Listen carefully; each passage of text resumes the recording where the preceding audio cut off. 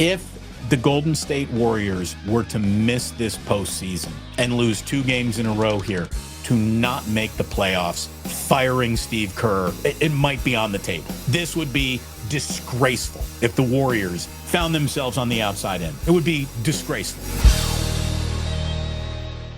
I mean, the Warriors could not afford to go 0-2 in their final 2 home games, and guess what they did? They effed around against the San Antonio Spurs, and then they found out against the LA Clippers. What in God's name was that?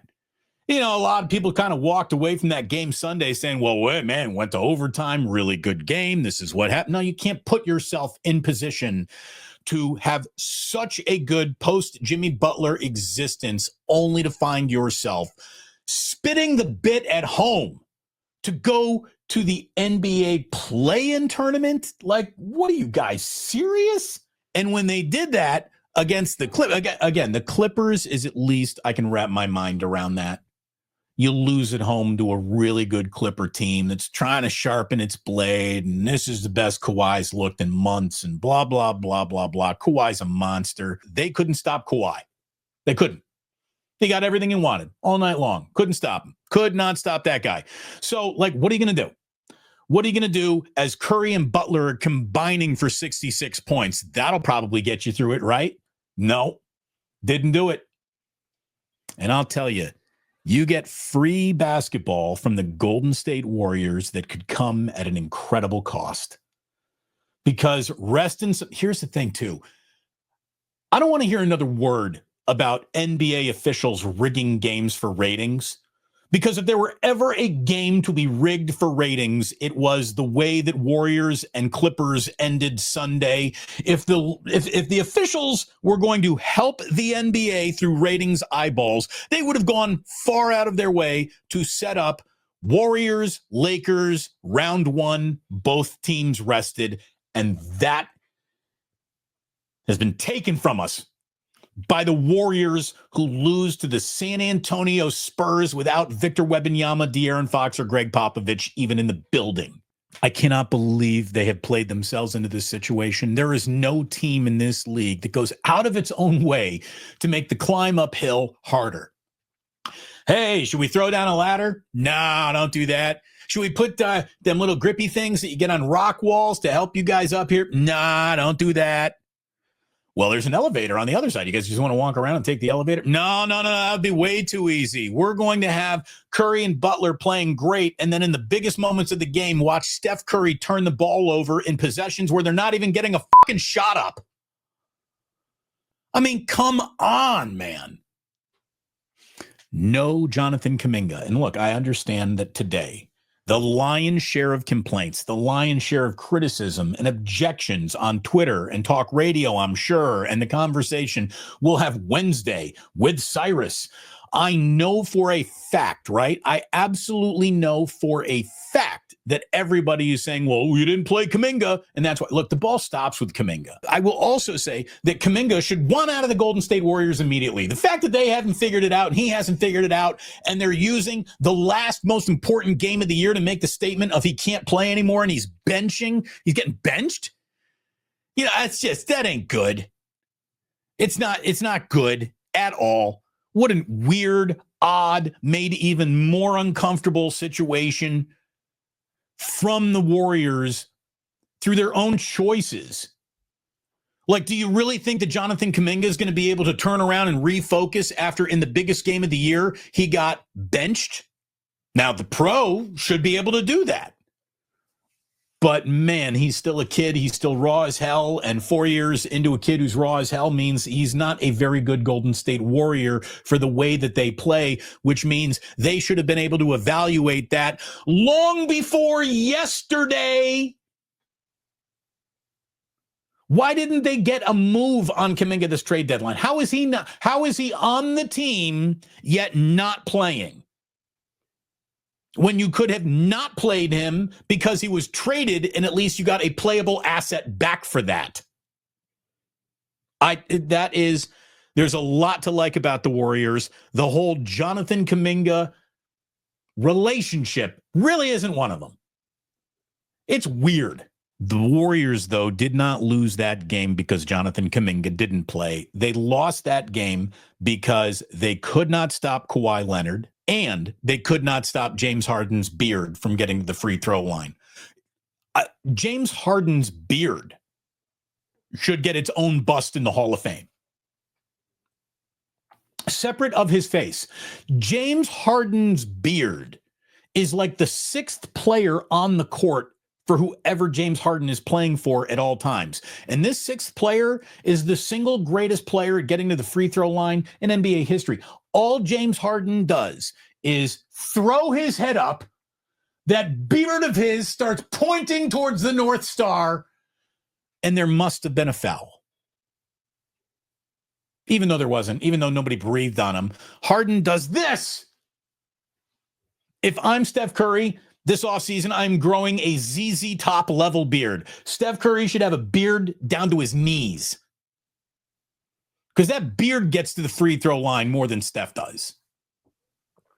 James Harden got late free throws in that Clippers game that he shouldn't have got. And then how about Draymond Green with a bunny right under the net? He's got a bunny. And instead of laying it in for a late lead, Draymond leans back looking to get contact from James Harden, who pulls away. James Harden pulled a chair right from out from underneath. Or no, was it Kawhi? Either way, he leans back looking for contact and the end one. And in doing so, he short arms the layup and he smokes the bunny.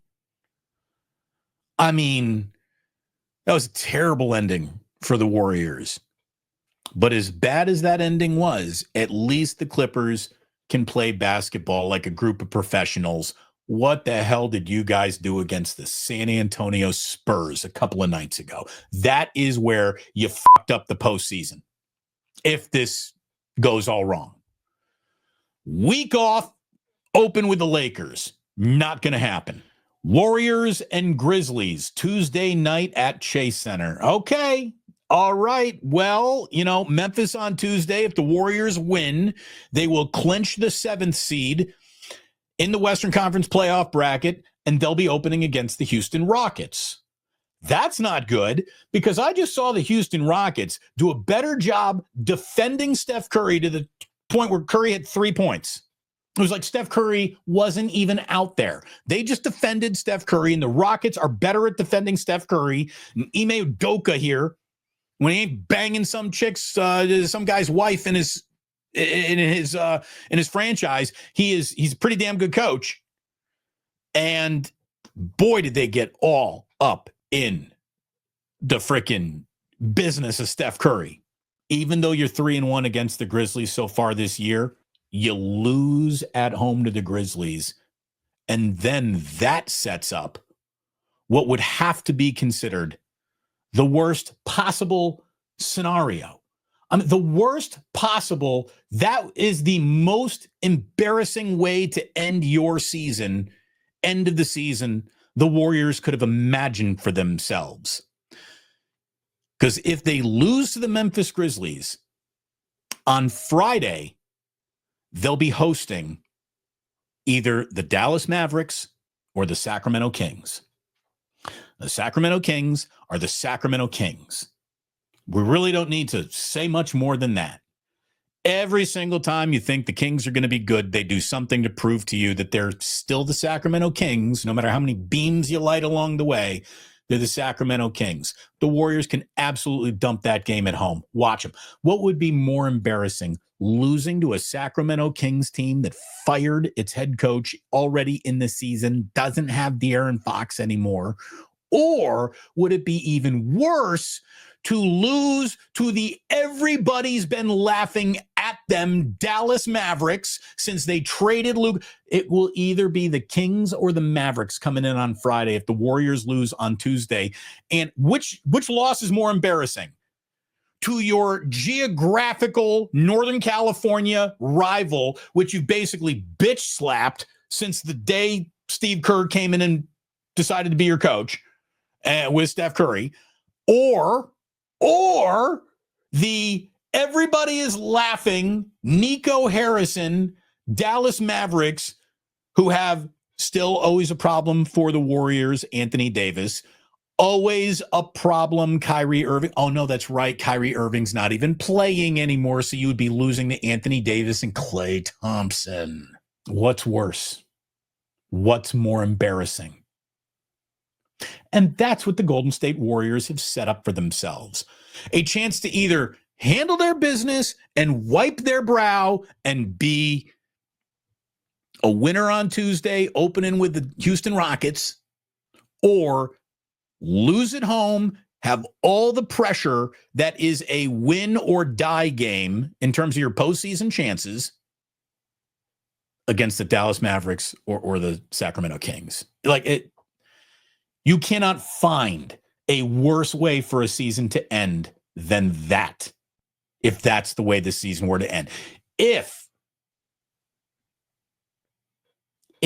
the Golden State Warriors were to miss this postseason and lose 2 games in a row here to not make the playoffs, firing Steve Kerr is actually, it might be on the table. This would be disgraceful if the Warriors, after the Jimmy Butler rejuvenation, found themselves on the outside in. It would be disgraceful. The Warriors, whatever they get from here, success included, not just failure. This isn't a just shame on you failure. Whatever success that they have from this point on, or whatever failure defines them from this point on, they will deserve everything that they're getting because they did it to themselves. They did it to themselves. They put themselves in this position. The San Antonio Spurs did not beat the Golden State Warriors. The Warriors lost to the Spurs. How many other, you know what, that game's not going to matter at the end of the year. Don't worry about letting that one off the stick tonight. Don't worry about not closing out that. You were up 15 with, 10 to play, and you still lost it. Losses throughout the regular season. All the stuff that you said, don't worry about it. Yeah, worry about it. I cannot believe they are in the play-in with the way that they had been cooking since the Jimmy Butler trade. Whatever they get, they deserve. They freaking deserve it. And I don't care how much he might stop the ball. I don't care how much he might not fit on the court with Draymond and Jimmy or whatever Steve has to say. Jonathan Kuminga does not deserve to be benched, forgotten, gone, out of the picture, got nothing to do to help us win. That's ridiculous as well. Jonathan Kuminga is far from perfect, but can't play, coach DNP in the biggest fucking game of the year? That's a little weird. That's a little weird. Not only is it an odd message to be sending in the moment, but the amount of skullduggery that's got to be screwing with Kuminga. I mean, why bother? Why would you rob a young player who is all about being emotionally locked in to be valuable? Why would you rob him of his confidence at the end of the year? I just do not get that. I don't get it. Seems a little, even if it was penny wise, it's pounds foolish. Thanks for watching. Tune into the Damon Bruce Show live on YouTube every weekday at 2 p.m. Eastern, 11 a.m. Pacific.